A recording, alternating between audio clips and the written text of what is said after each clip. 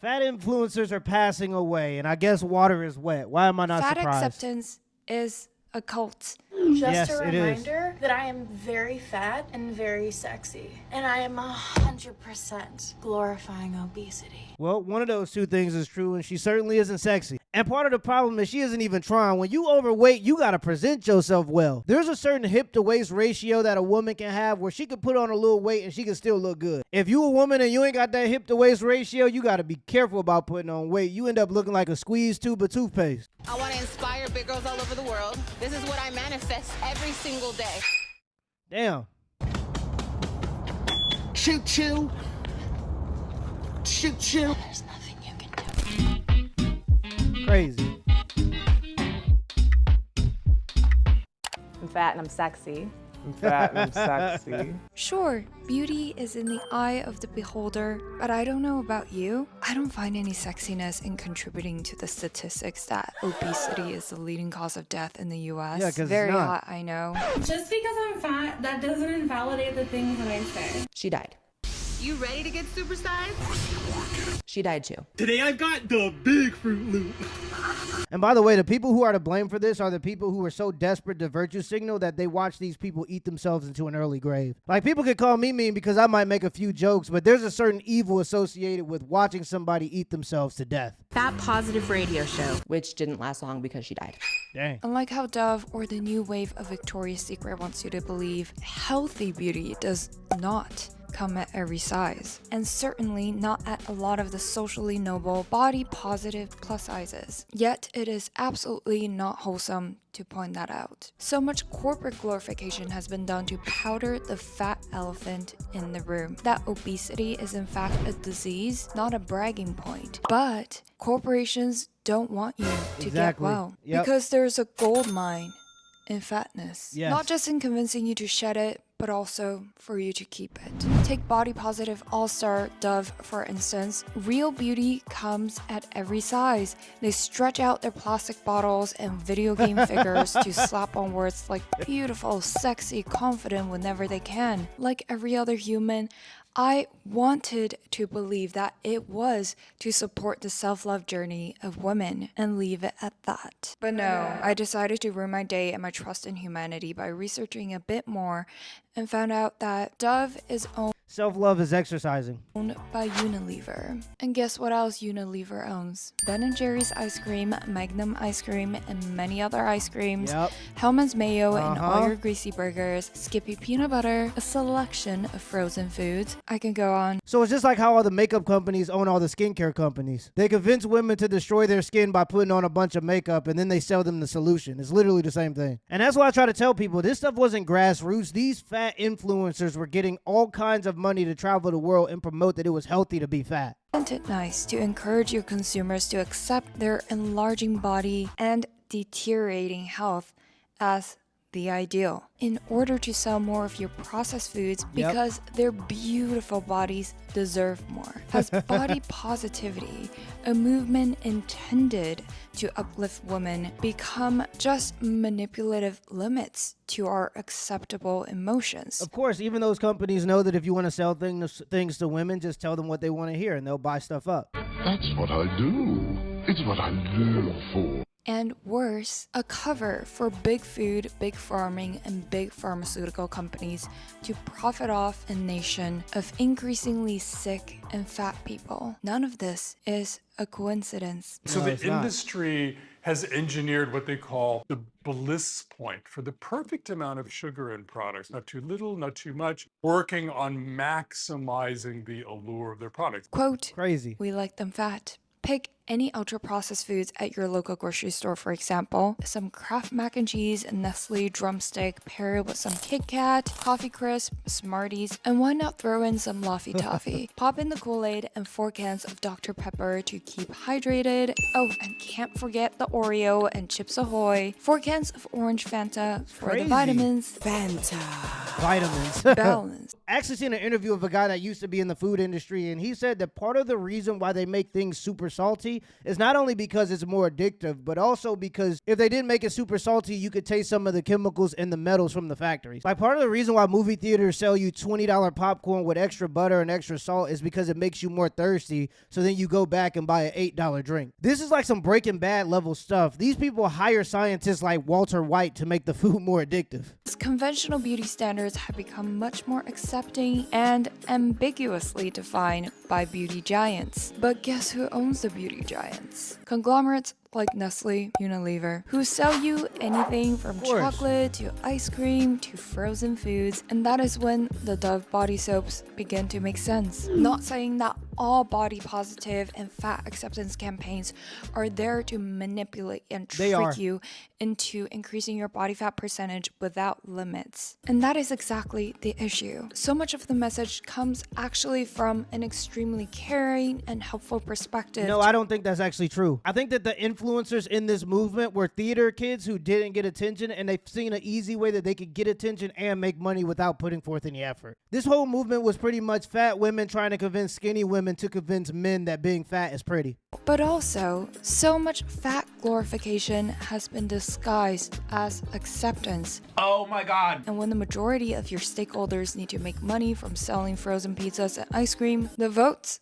are not up to you. Hiding profit-generating fat glorification under the term fat acceptance is genius in two ways. First, it plays on the sentiment of correcting social injustices in society. Yes, arguably so, the statistical likelihood of fat and obese people facing more difficulties in society, such as prejudices, is a lot higher. And the stigmatization in media brought unfair shaming to obese individuals, which should never be normalized. But glorifying obesity, the disease, as conventional beauty hints at a moral superiority and makes anyone's opinions who differ morally shallow, regardless if fat is unhealthy or not. Second, a food company telling you that being fat is natural, which isn't, and awesome is not so convincing. There's no waistline worry with Coke, you know. This individual-sized bottle has no more calories than half a grapefruit. When you can spot the profit motive from 50 miles away. Coke is low in calories, too. Say now, don't you get any thinner. A direct hard sell won't work here. But when a beauty or self-care company you never associate with frozen pizza casts someone plus size for a commercial, you get fired up with a sense of justice. I didn't get a sense of justice. I got a sense of entitlement. It was a bunch of lazy women who wanted to get modeling opportunities without even being willing to put in the minimal effort to stay in shape. Don't get me wrong. Overly restrictive beauty with models who are only Kate Moss level heroine chic is also problematic because, again, it is not healthy. But as much as many wish, the spectrum of healthy does not stretch over to obesity. It is amazing that women of all sizes are loving and accepting who they are, but genuine self-love and confidence comes from within. Yeah, but these people weren't confident. They were fake confident. That's why they surrounded themselves with people who would go along with the delusion. And not society telling you or some ads telling you that your size is also quote-unquote beautiful. What we're talking about here is not the opposite of fat shaming. For shaming someone for any reason is not acceptable behavior because it does not come from a place of genuine care of wanting to help them be well. We're talking about the glorification of fat. I don't agree. I know a lot of dudes who heard one too many fat jokes and they decided they want to lose weight. Consistently having to pull down your shirt before you do stuff and feeling uncomfortable taking off your shirt at the pool is just not a good way to live. Positivity is toxic because it pretends to be rooted in compassion and kindness. But in reality, it encourages women to engage in very destructive behaviors. It encourages women to be obese, unhealthy, and be averse to personal responsibility and discipline. If you think most body positivity campaigns are to help you love yourself, I'm sorry, honey. Corporate America is a surfacely sweet but extremely cruel place. It's like, how can you not see the problem? They have to see it and just not care. They have to just be like, well, we're gaining profit. Do you see how much this McDonald's is making? Put another one. Yeah, if you thought that Dove cared about fat women and that's why they were going on this campaign, then you're silly. They were doing it because they know that insecure people love when you validate what they think. And so they were basically farming obese people to make a quick buck. Across the street. There is nothing wrong with fat acceptance. Acceptance of reality is the first and most essential step to all or any type of progress. But the importance of what to do after accepting the reality is often neglected and never talked about. Telling fat people to keep eating the way that's not serving their health because they are beautiful is like telling an alcoholic to keep on drinking because they're fun. It's the easy and profitable thing to do. People do that too. Having a fat country makes us money. But at the end of the day, it is irresponsible to push unhealthy, addictive behaviors to a greater extreme with the power of both brainwashing, quote-unquote self-love ads and processed foods designed in a way that's addicting, easy to eat, and easy to repeat the eating pattern. It's not a simple good versus bad food, normal versus fat problem. It's a whole addictive pattern building trap. I lost 60 pounds in 6 months. Everyone was so happy for me. I hated myself. I hated the way I looked. I hated why I exercised. Naturally fat. Are daily trips to McDonald's genetics? Is eating chips in bed genetics? Is being allergic to the gym genetics? Yeah, it's not genetics. I've never seen a fat person at Auschwitz. The genetics argument is lazy, and it's really just people giving up without feeling bad about it. The only thing you can control are the things you can control, and if there's one thing you can't control, is what you put in your mouth. To the gym genetics. Is running 100 miles genetics? Back in a universe where fat just meant fat and not a compliment or insult, fat just means you have excess energy stored in your body that you are not using. Obesity or overweight is a disorder involving excessive body fat that increases the risk of health problems. Notice how something that elevates your risk of dying of cardiac arrest is a disorder and is not normal. Needless to say, glamorously framed as the modern sexiness. Yeah, it's Yet crazy. Times and times again, science and data say one thing, and media and advertising say another. Beauty is supposed to be diverse and natural, but there is nothing natural about being obese. Obesity prevalence was stably low until shooting up post the 70s. And even though there is no data evidently backing up its absence in our hunter and gatherer days, rare civilizations removed from modern processed foods and lifestyles such as the Jemena tribe is a close modern case. Yeah, I've never seen any uncontacted tribes that have obese people. A Bolivian population living in a subsistence lifestyle of hunting, gathering, fishing, and farming had the lowest levels of coronary heart diseases reported to date and statistically insignificant obesity. And yes, they also eat sugar and starchy carbs, just harvested by themselves. So do these people just have some God-sent fat-proof genetics? No. The overall Bolivian population that shares similar genetics is still subject to 28 and 17% of obesity for women and men. So if they also eat carbs, fat, protein, just like the American diet, why are they rarely inflicted with fat-related health complications? I actually seen a study where they took some rats and they put them in water, and the rat, before he had the American diet, he would swim through the water and he would easily get to the platform. Then they put the second rat in that had the typical American diet, and the rat just kept swimming in circles. Here at Brown University in Rhode Island, they're doing studies they think should make a lot of humans nervous. Put him in a vat of water and he finds his way to safety every time. 5.2. Now, look at this guy. What he's been eating is the equivalent of a North American diet, complete with all the fats and sugars we regularly consume. He doesn't know where to go. His brain has been damaged. The rat didn't even have a sense of direction, and I think that level of fogginess is what a lot of people experience when they're eating this type of food. When I'm on a good diet, I have a level of mental clarity that's just unexplainable. According to CDC, Americans are eating more calories on average than they did in the 1970s. Between 1971 and 2000, the average man added 168 calories to his daily fare, while the average woman added 335 calories a day. What is driving this trend? These are some big boys and girls. meals. Jeez. Experts say it's a combination of increased availability, bigger portions, and more high-calorie foods, but nothing beats the devious design of processed foods to get people hooked as an addictive coping mechanism to rising psychological issues. Yep. Food addiction is a carefully designed process. People aren't stuffing their faces in beans when they're having a bad day. Quote, foods that are very high in fat and carbohydrate in equal ratio don't exist naturally, said Gerhardt, a clinical psychologist at the University of Michigan. It is something that is designed by food scientists in a laboratory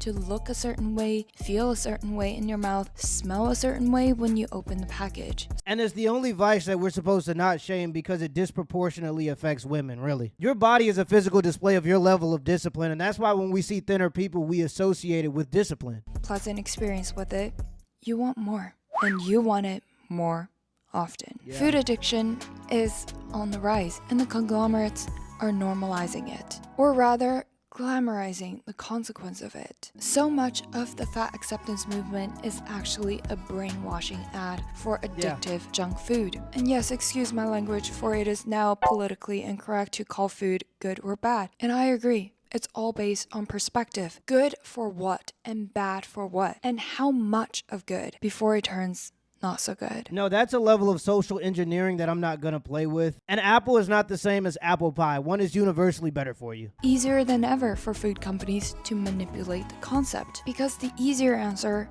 is always one that makes you feel good. To eat as much as you want and still feel Crazy. great That looks about disgusting. yourself. Get that fiber and the antioxidants and just feel.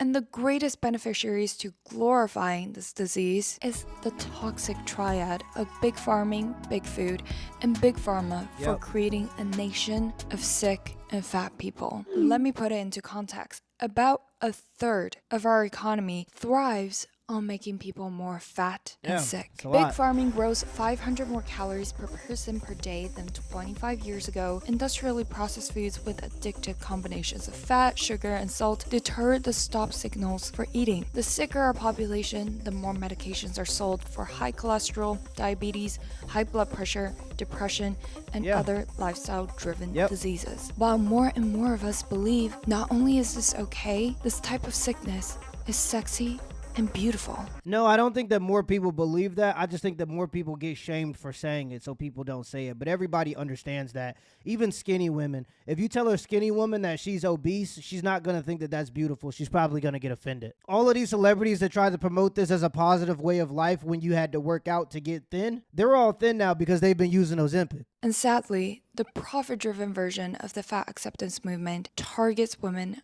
way more.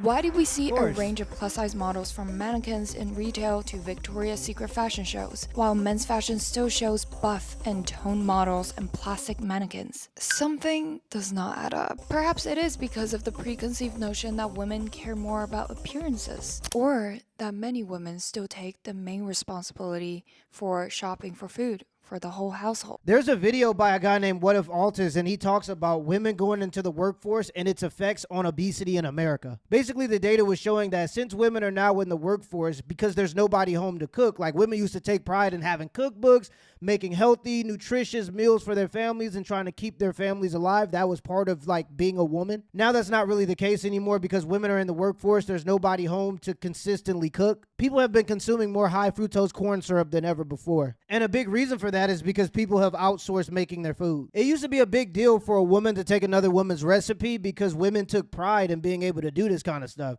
Now they just throwing the recipes away. We just losing recipes every day because there's nobody making them. Which drives more impact in speeding up the fattening of the population, leading to more sickness. The spiral itself, from farming to food processing to solving a naturally increasing problem, is just bleak and sickening. Self-acceptance is not the opposite from self-improvement, and is certainly not the logical reason to regenerate 90% of your cells from frozen pizzas, chocolates, chips, and whatever genius foods corporations created to keep you addicted. I think self-improvement is self-acceptance because for you to start to improve, you have to accept where you are and want to change that. Sick. Part of loving yourself is to actually take accountability for your well-being instead of letting profit-seeking commercials tell you that you are enough. Being positive does not mean being unrealistic. It requires the courage to face the discomfort of broken delusions and be willing to make changes if needed. Body positivity movement has now resulted in magazine covers that actually says this is healthy. The lifestyle of being obese is now not only beautiful, but it's healthy. Glorifying a disease is not self-love, it's delusion.